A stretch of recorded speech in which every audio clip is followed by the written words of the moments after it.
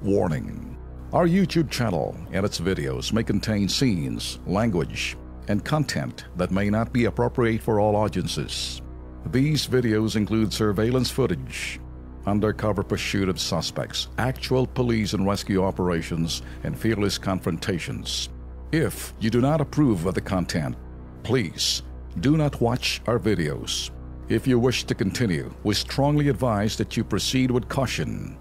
Viewers' discretion is advised.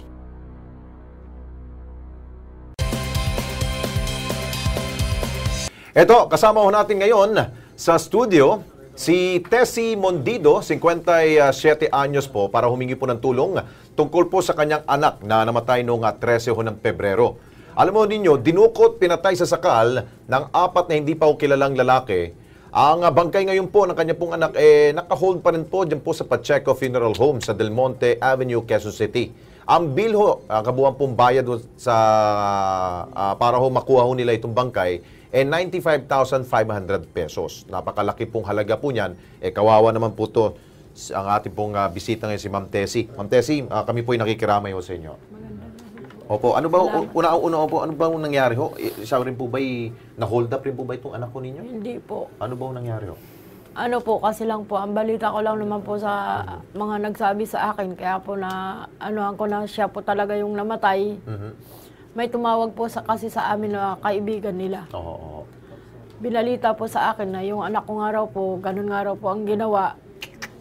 Tapos, hindi po nagtagal nun, mga bandang 11 po ng gabi, hindi po tumitigil yung kaibigan niyang tumatawag sa amin. Hanggang pagdating po ng umaga, nabalitaan ko na po, napatay na po yung anak ko. Nako. So ilang araw na ho siya dyan sa Pacheco Funeral Home? So? Bali, 1 linggo na po siya linggo ngayon. na. Po. Tapos, ano hong trabaho ni Ma'am Tessie? Nangangalakal lang po ako, sir. Yun. Kaya naintindihan ho natin, Ma'am Tessie, no, dahil hirap po kayong makabuo ho na ganito pong kalaking halaga, which is 95,000 pesos. Opo, sir. Siguro, makiusap tayo dito sa Pacheco, Ben, no? Subukan natin makiusap po tayo kay Don Pacheco. Siya po yung may-ari ho ng Pacheco Funeral Homes. Sir Don, magandang gabi ho. Si Alex Santos po. Kasama ko po si Ben Tulfo. Ito po ang Kilos Pronto. Live po tayo sa PTV4 po. Apo. Sir Don, mukhang si Ma'am Tessie nandito ho sa aming pong himpilan at humihingi po ng tulong. Baka siguro ho, pwede ho natin matulungan. Dahil yung pong 95,000 ay napakalaki pong halaga. Mukhang hindi ho kaya dahil alam ho ninyo kanya pong trabaho po ay mangangalakal lamang po.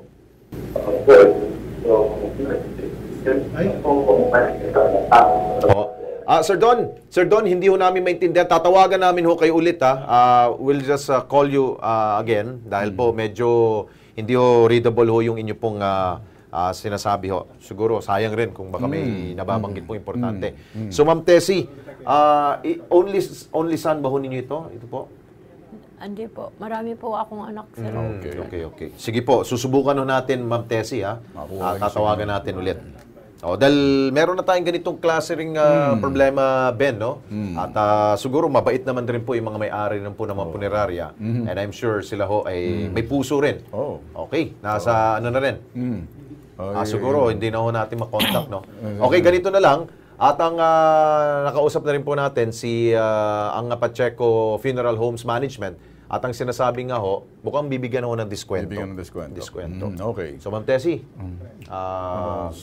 siguro, maliban dun sa diskwento, Lex, nasa Quezon City ho ba kayo nakatira? Sa Bagong Silang, Caloocan po. Caloocan. Alam nyo, Alin Tessie, ito magagawa natin para medyo mabilisan lang, ano? Tatawagan natin yung mayor ng Caloocan. Mabait yung mayor doon, si Mayor Malapitan. Madaling lapitan. Yun. Madaling tawagan. Madali rin rumisponde yun. Yan ay kakausapin din natin si Attorney Chot doon. Yun ang kausap natin na pina-administrator.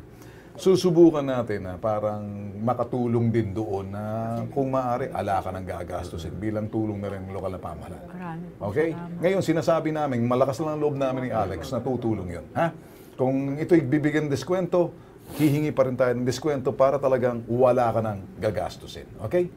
Pero gagawin namin yan off the air, natatawagan na lang namin yung mayor at saka yung administrator. Siguro yung diskwento, siguro malaki-laking diskwento ibigay rin siguro ni Don Pacheco. Don, kung nakikinig ka, nagpapasalamat na rin kami sa inyo. Thank you.